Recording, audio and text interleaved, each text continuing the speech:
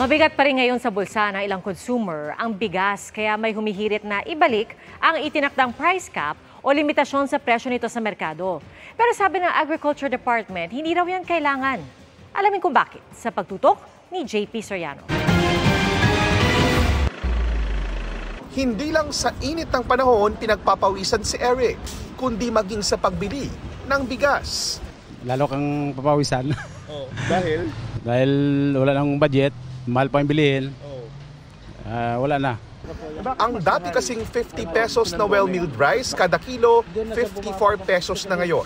Nitong Marso, batay sa datos ng Philippine Statistics Authority, nasa 24.4% ang itinaas ng rice inflation o yung pagmahal ng bigas sa Pilipinas, pinakamabilis sa loob ng 15 taon.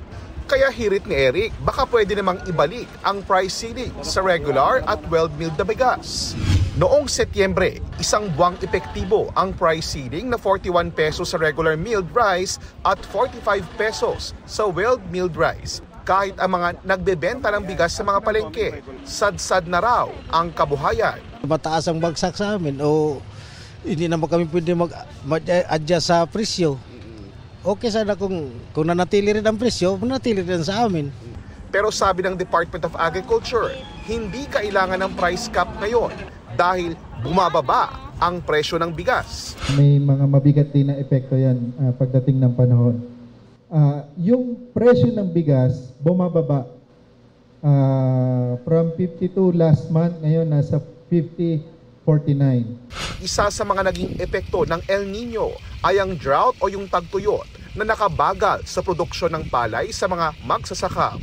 Kaya nakatuon ang DA at iba't ibang ahensya ng gobyerno na mabigyan ng sapat na patubig ang mga palayan at matulungan ang magsasaka. Para sa GMA Integrated News, JP Soriano, nakatutok 24 oras. Mga kapuso, patuloy na tumutok sa mga balita. Mag-subscribe sa GMA Integrated News sa YouTube. Sa mga kapuso abroad, samahan niyo kami sa GMA Pinoy TV at www.gmanews.tv.